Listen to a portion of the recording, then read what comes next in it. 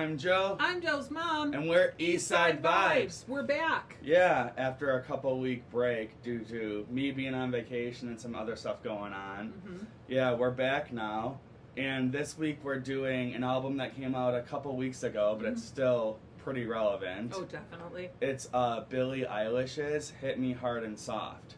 And so this one is kind of interesting for me because I'm really into a lot of like similar artists to her. Mm-hmm. Like I've mentioned artists I like Chihiro, who has an album coming out this year, and Bittersweet album coming out this year. Both like alternative or like indie pop artists, similar to Billie. But for some reason I never really got into Billie, even though a lot of people I know are like really into her. I think her voice has definitely changed over the years. A little bit. Well, she'll go back and forth. Like this album sounds a lot different than like, you know, her first or second albums. But that's because she chose to sing that way. You know, that was the purpose of the album. Yeah.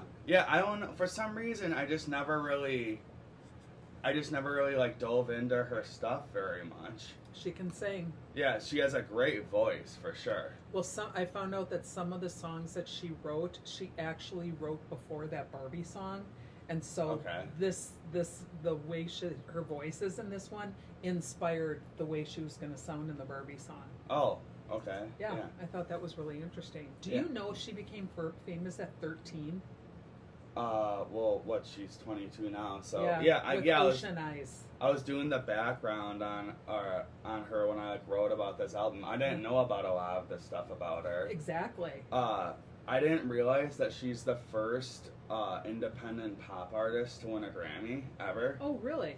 Yeah, I mean the first independent artist to win a Grammy was Chance the Rapper, but that was before he signed. But she's still not signed to a major label, I'm pretty sure. It says whatever her brand is, but then it says Inter something after it. So she's like distributed by Interscope. It must I feel like you have to do that nowadays to like get on Spotify. But I think the first part, the whatever one before it is hers and Phineas's. Yeah. That thing. Like when she first got famous, she was releasing stuff entirely on her own. Yep. Which is pretty amazing. Phineas. Yep, that's what they were doing. I mean, I will say she had a little bit more of an advantage than other people because her brother was already famous. For what was it? What was he famous for again? Glee. He was on Glee. Oh, that's right. Yeah.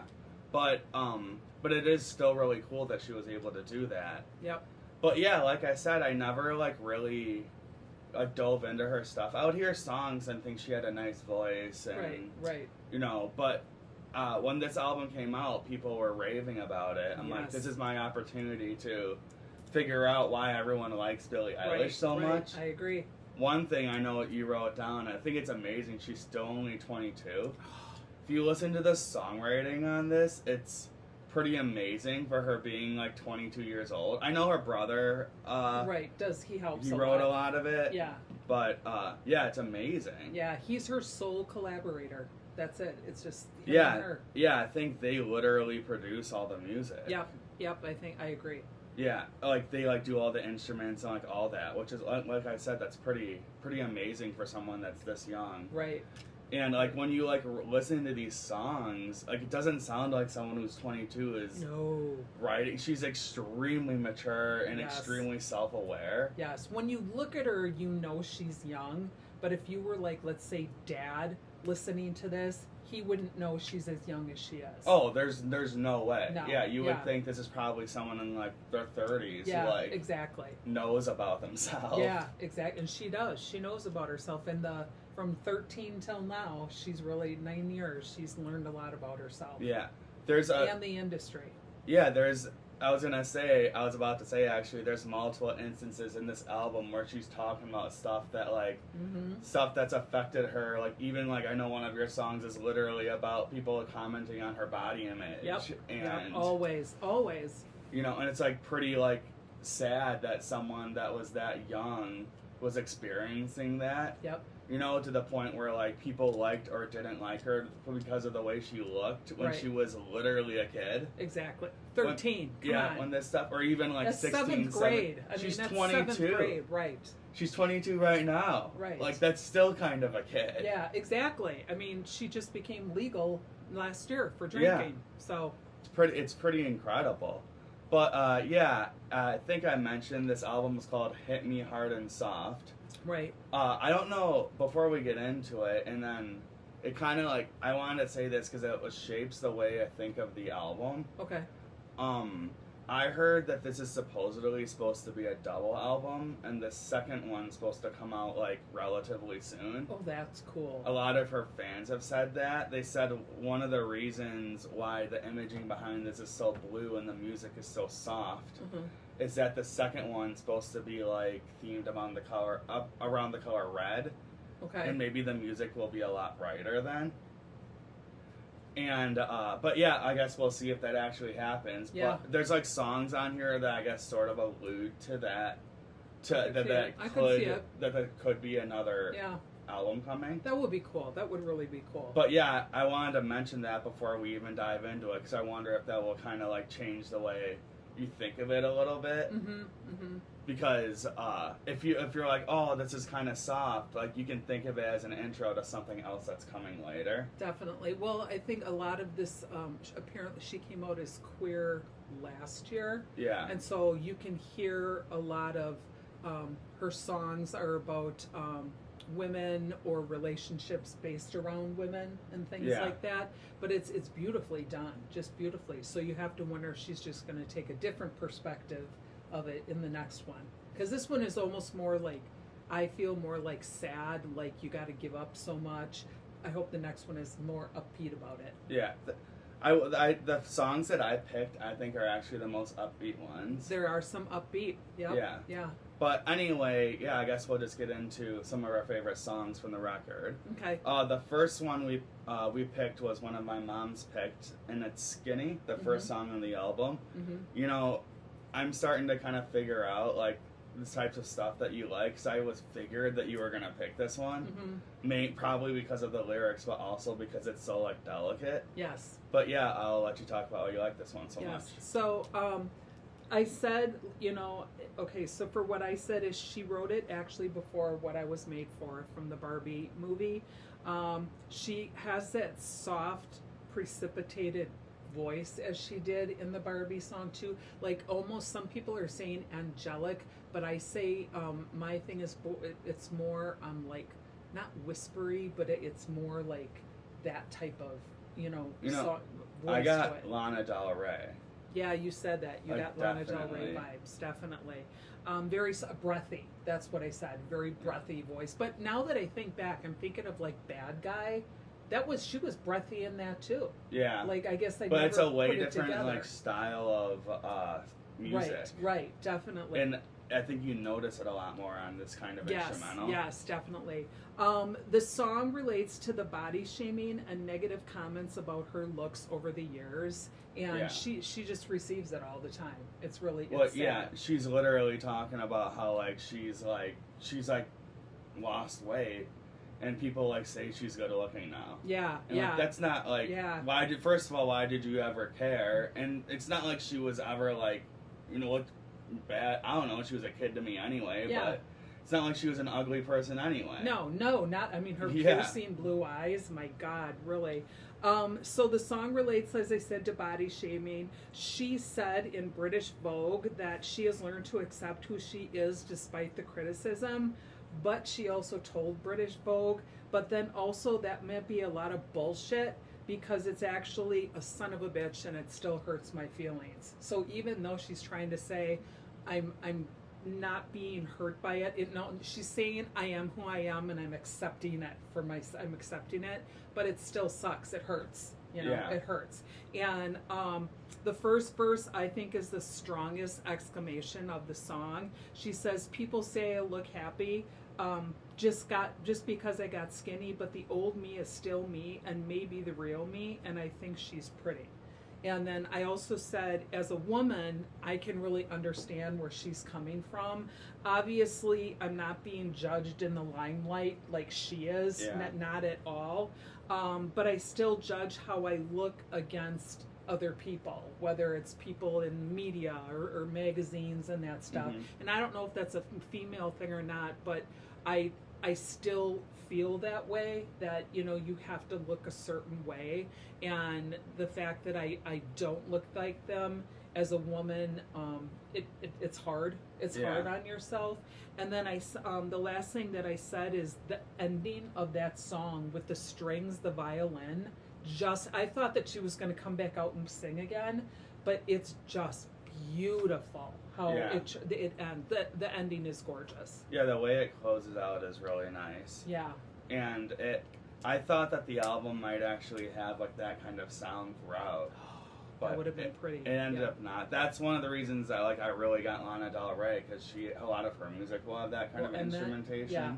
It's beautiful. I mean, the meaning behind it is difficult, but I love that she's so strong in how she feels about it, and that I'm great no matter what, but it still hurts like bullshit because I'm in the limelight and I gotta hear it all the time. This is one of those songs where it's like, you're kind of like, it's pretty crazy that she's 22 and writing a song like this. I know. Only 22. Like a woman that, in your 50s can relate to. Right, like exactly. What she's saying I can completely relate to it. Yeah, 100%. It's pretty incredible. Yep. And I was going to say, like you said, I don't know if it's just a woman. I think women feel that more. But men definitely feel it too because of social media and stuff now.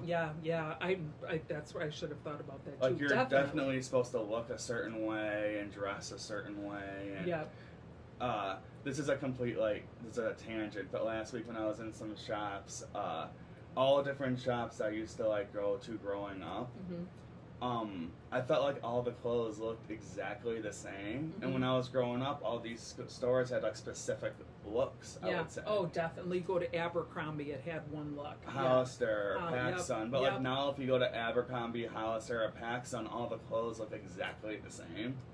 And I think it kind of feeds into that you're supposed to dress and look and act a certain way. Yeah. And everyone does it. Yeah. And she's different. She's that's not who she wears. A lot of hockey jerseys. And stuff like that. I'm someone that wears a lot of merchandise and I'm into that, but that's not super cool. Yeah. This is what I wear, and even when I was working, I was wearing merch stuff all the time because this is who I am. I accept it. This is who I am. Stuff. I like stuff like that. I do. And society has you dressing in more form-fitting things. I'm like, this is me. This is me. I like music. I like what I do.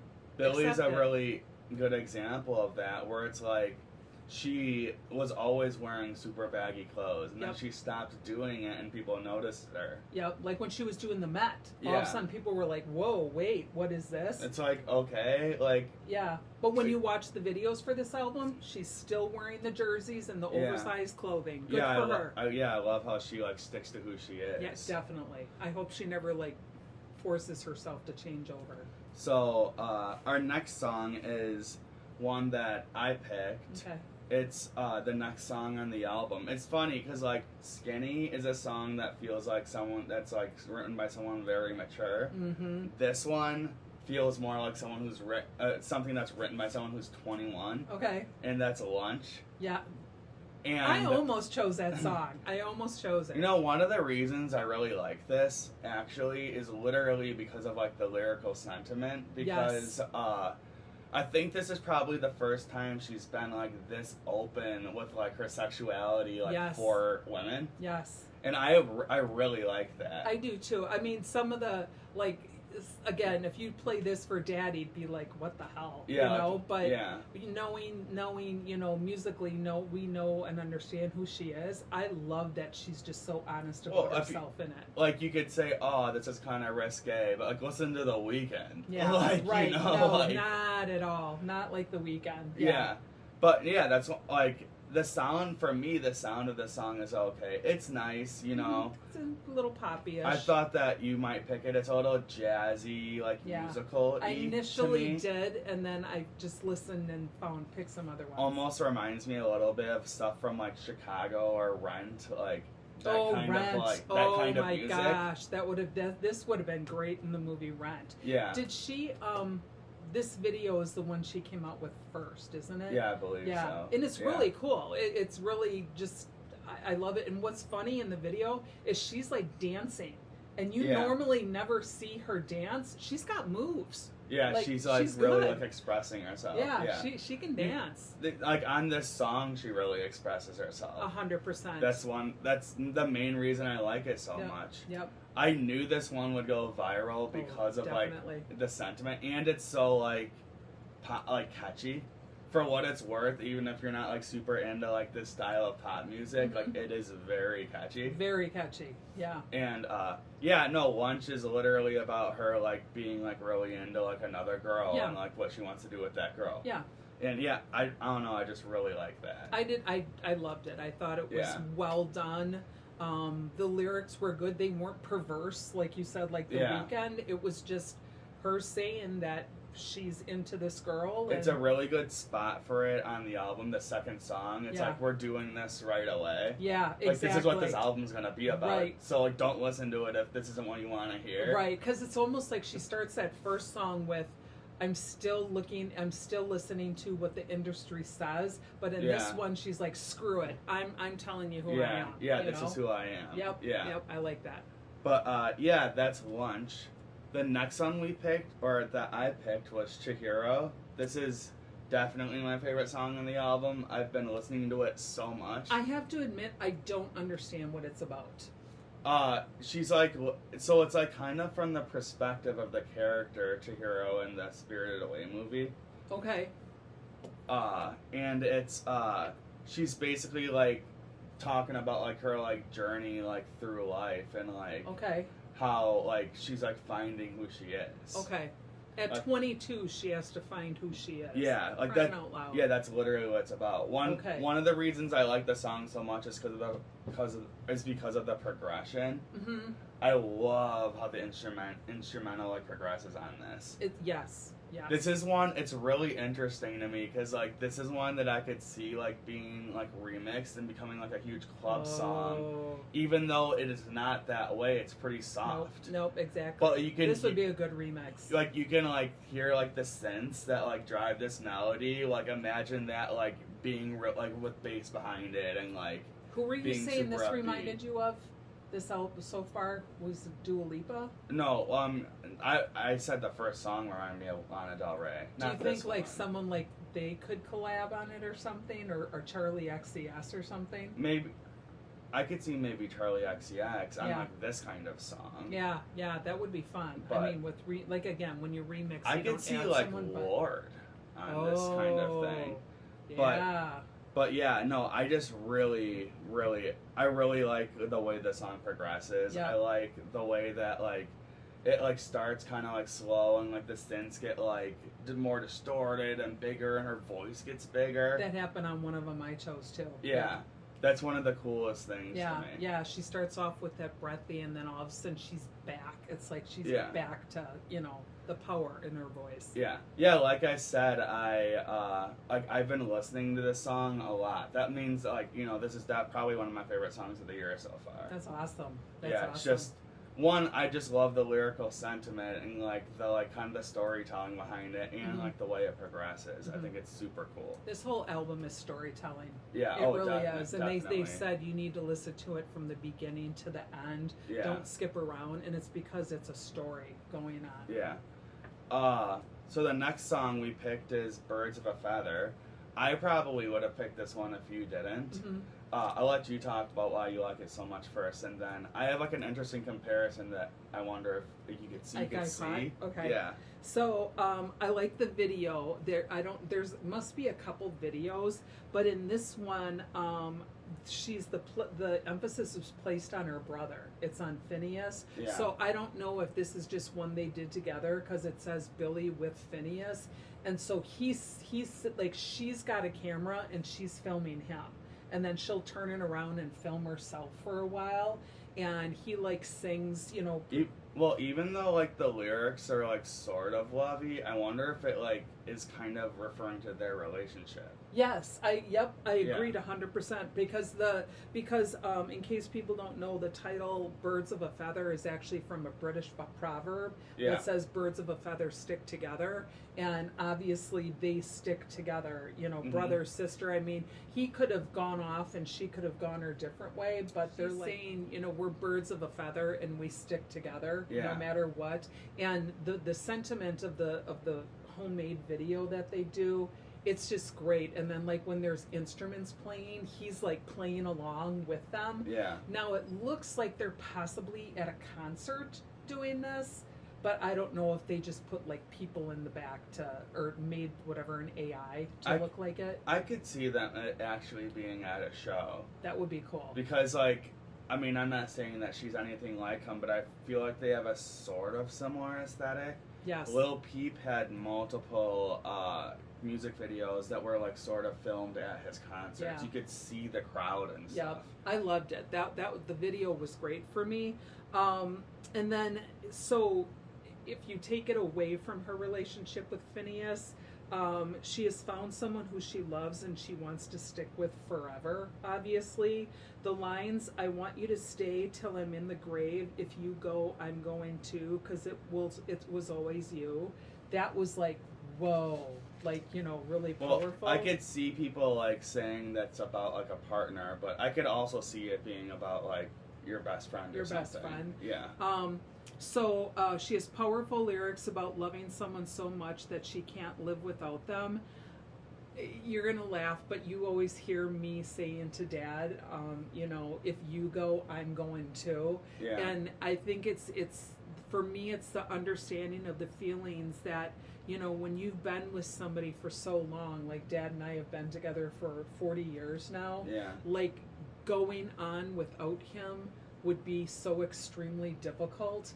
And it actually, for me emotionally, it reminded me of the movie The Notebook, like those lyrics, and that's an emotionally draining movie if you've never seen it.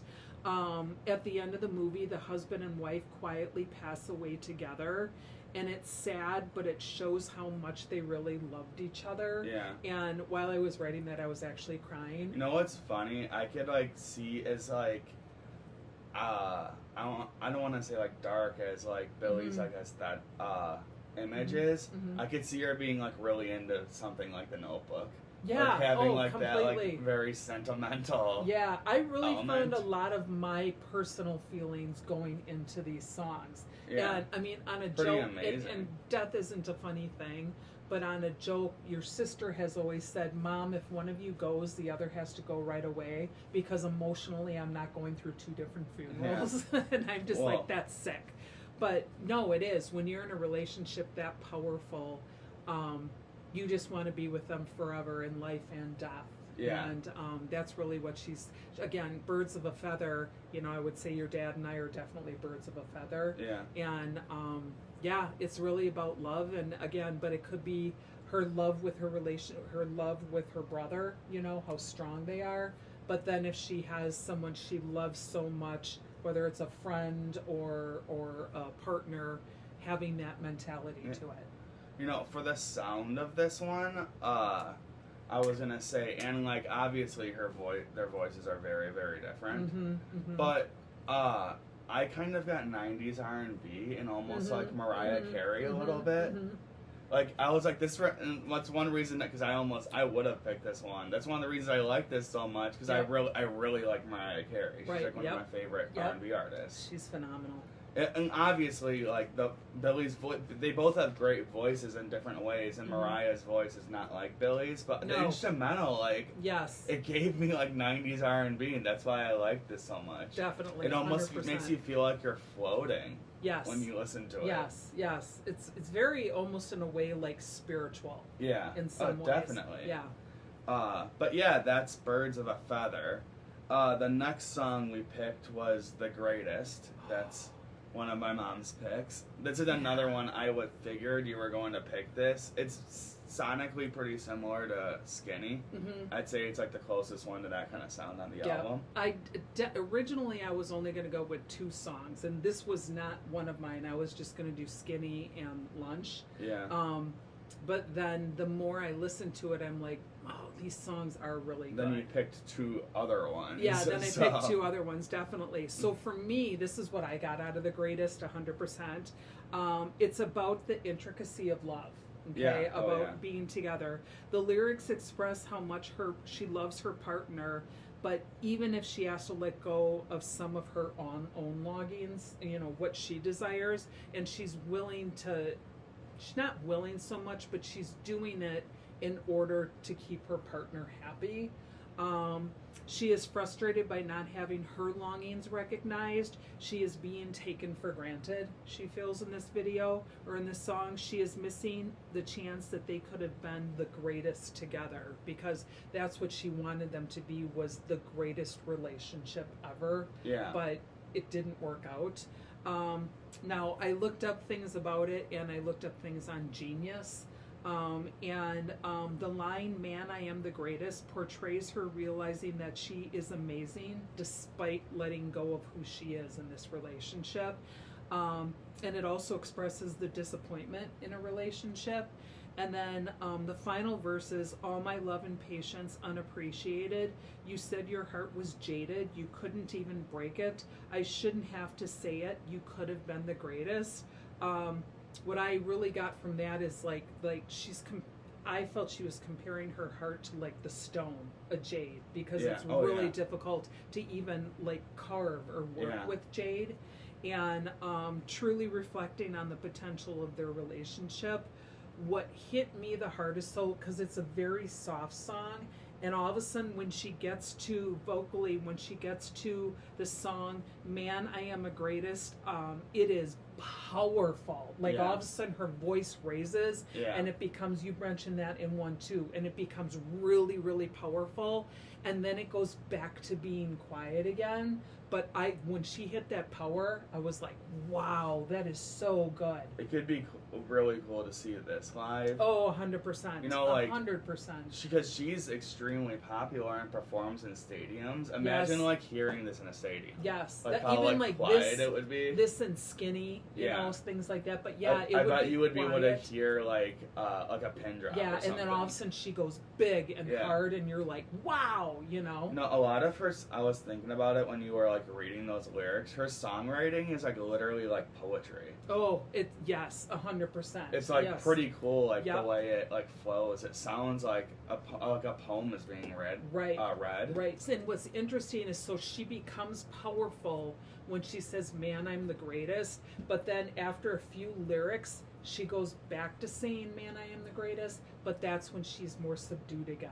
Yeah. You know, it's like, so she's like, "Hey, you know, I am great. You know, let's make this work. It's not all about you." But then in the end, she's like, "I am the greatest." Yeah. You know, and it's just, we're not going to be. Yeah. Yeah.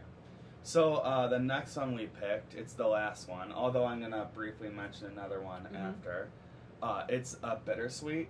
Yes. Oh, you chose Bittersweet. Yeah. Okay. I was thinking about that one too. I love, like, it's fun. Like I said, I think I picked the most like upbeat songs. This is probably the most like.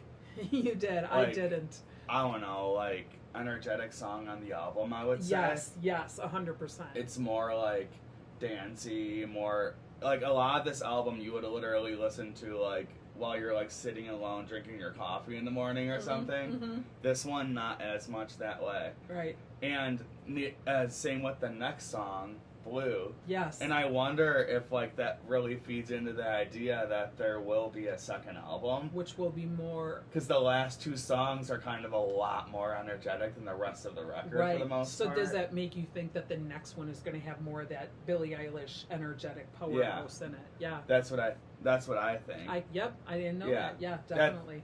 I really like the sound of this one for sure. I love like how like bright. It kind of reminds me of like the like big house music. It's not like as like powerful as house music, but like those sort of synths, like Calvin Harris or like that kind of stuff. yeah. It kind of gives me that. Yeah. I think there's a song that, once again, I'm thinking of Lana Del Rey again, but it's, there's like a remix to her song "Young and Beautiful" that I'm sure you've heard a million times. Probably. It's really pop. It's okay. It's like the version of "Young and Beautiful" a lot of people have heard. Okay. Like the fast one, not the slow one, and this one reminds me of that. Wow. Like the way the synths play, and like her voice sounds really cool on this kind of instrumentation.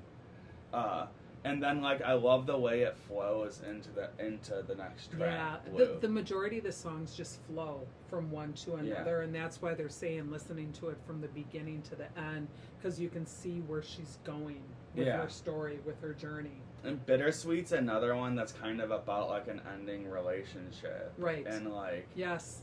Thinking that, like, kind of, like, almost like a sort of similar idea to The Greatest, I think. Mm-hmm. Where it's like, you know, like things that could have been like really good. Yep. But I mainly like the sound. This is like one where I picked more for the sound and not like the meaning or the lyrics of it. Okay. And was it The Diner? Is that the one where it's about someone who's stalking her? Yes. Like there's like some pretty crazy like songwriting on Yeah. this. That was another one I kind of wanted to mention.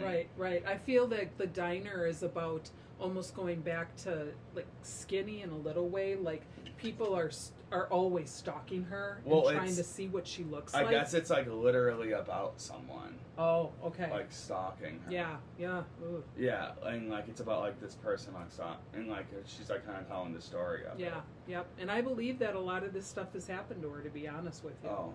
Because it's just, it's out of all the songs I've listened to with her, I just feel like this one is more introspective and telling how she feels about that makes me wonder if I was like sleeping on her, and if all her music has always been this way. Now I got to go back. Yeah, because they're saying the last two albums before this were also great. Yeah, like, I mean that one won like 9 Grammys. I know. So I know, and we're kind of like, what? Yeah, so like maybe she was always doing this, and right. that like you said, I have to go back and listen to her. Yep. But, those were our favorite songs from Billie Eilish's Hit Me Hard and Soft. Did you have, I thought you had another one that you were thinking of, the French version, or the French name? Oh, well, that's another song I really like, too. Yeah, there's so many. Yeah, the one with the French... Yep.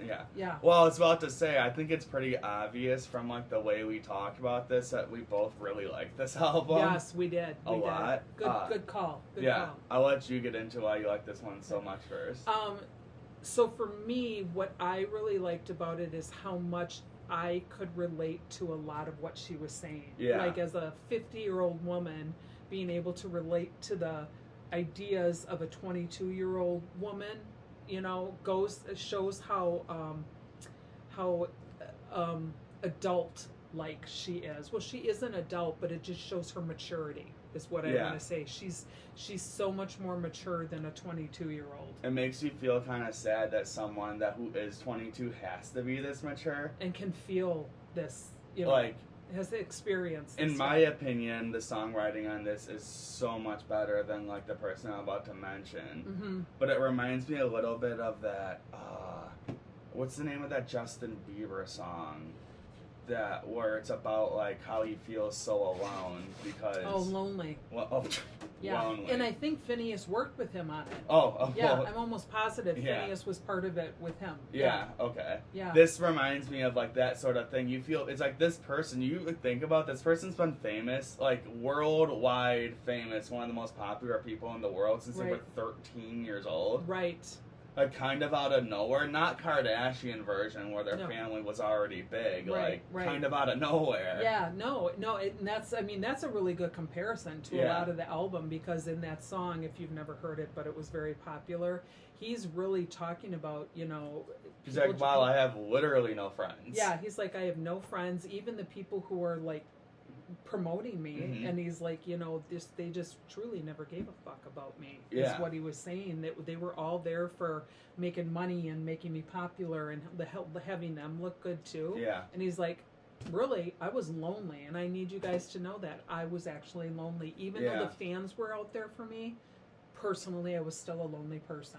Well, that like shows why these people like Billie hasn't had this as much. Right. Although like people kind of have like questioned some stuff she's done. Like they like judge like them for almost lashing out in a way, and it's like, what do you expect for like Miley Cyrus was actually the same way too. It's like, what do you expect from these people? Right, and for her, at least she's always had her brother Phineas with her. Yeah. You know, he's always been there, but like with Justin Bieber, it's just been him. Yeah. You know, and that.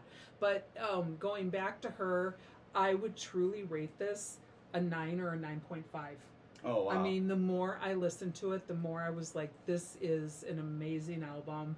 I get what she's saying in a lot of it, and I just love the way her voice sounds and how it goes from soft to power to soft again. Fantastic. Really, it's an album you have to listen to, but like we said, now we got to go back and listen to her other albums. Yeah. Yeah. And, like, I'm curious, like, if they're as good as this. Right. They're saying that this might be her best album, but that the last two were just as good, but this one they feel is better because she's talking more about herself.